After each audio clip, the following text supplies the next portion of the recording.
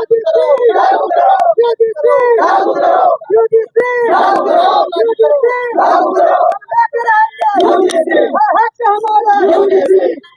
नाम भाई साहब आपका? मेरा नाम सर्वेश कुमार मौर्य है। आज ओबीसी एससी, जैसे कि आप कह रहे हैं यूजीसी लागू करो, जी जी तो यूजीसी तो लागू हुई है, जी जी आप किसकी बात कर रहे हैं? यूजीसी नए नियमों की?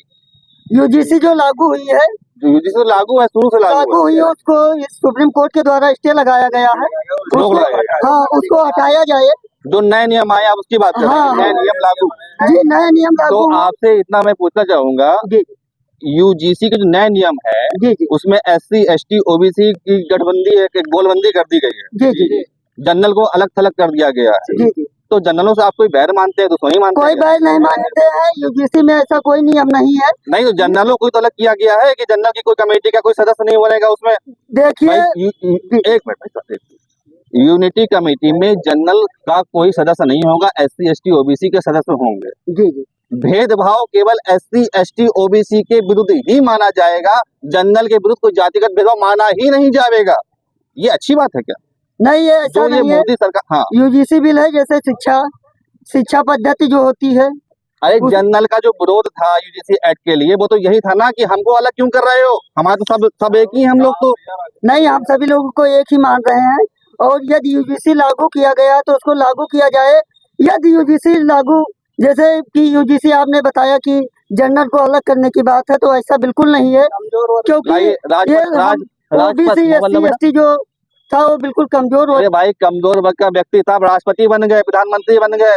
जी जी कमजोर कैसे? कमजोर है तो पढ़िए लिखिए आगे बढ़िए। यदि कमजोर वर्ग के नहीं होते तो 47 विश्वविद्यालय हैं, उसमें केवल ओबीसी प्रोफेसर 6 से 7 हैं।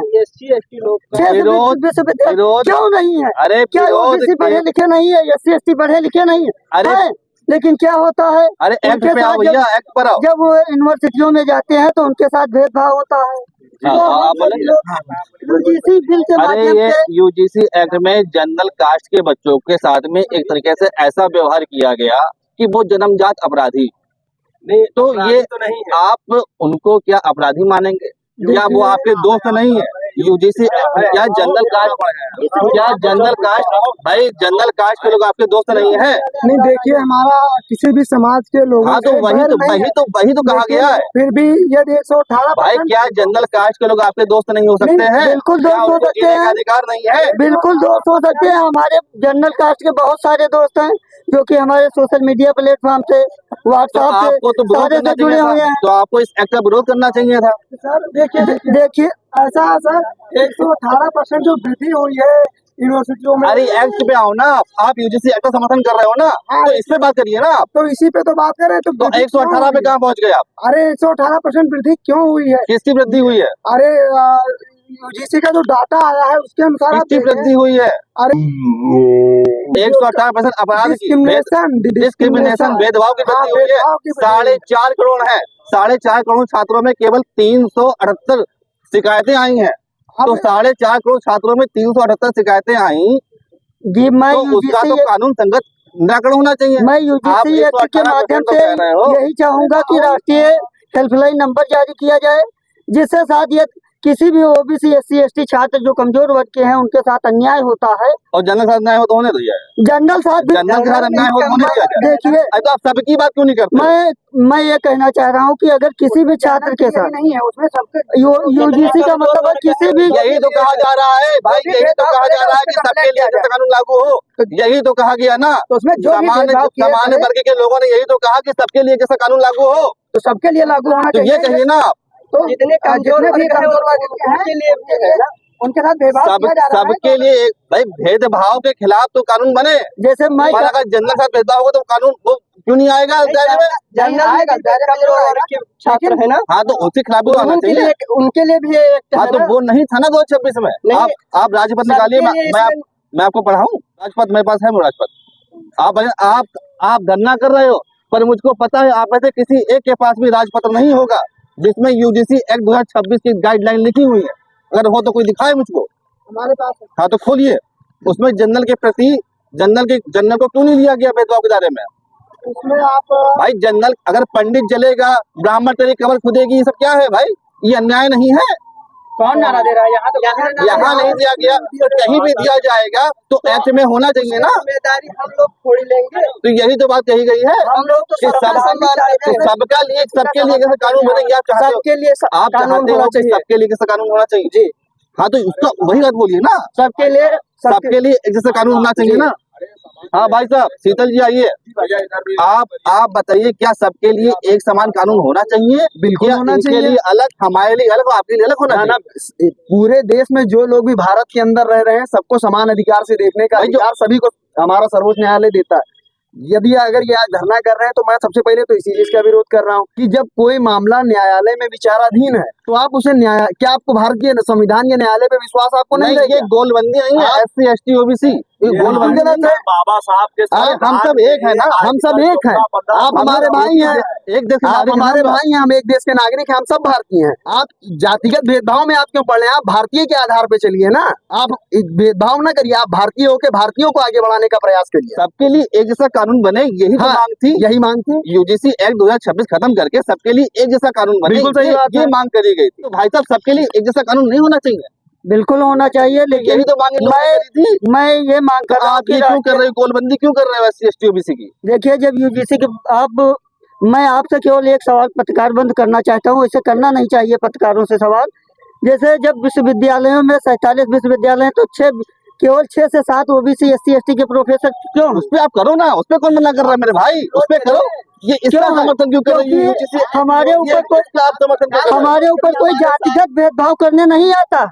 हमारे साथ कैसा भेदभाव होता है कि प्रैक्टिकल में हमारे नंबर काट लिए जाते हैं। मैं अनेक सारे प्रूफ आप उसका विरोध, अनेक सारे मैं ऐसे विरोध न करिए।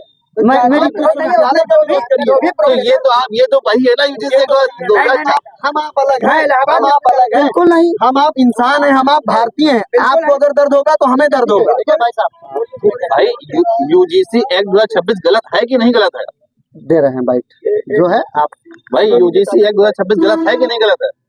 UGC एक्ट उच्च शिक्षण संस्थान में सेवा संवर्धन विधेयक समता के आधार पर SC ST OBC धर्म लिंग भाषा के आधार पर जो विभेद है, ये 17 जनवरी 2016 को जब एक छात्र, थोड़ा शॉर्टकट में जवाब दीजिए कि क्या ये UGC एक्ट में जातिगत भेदभाव किया गया है?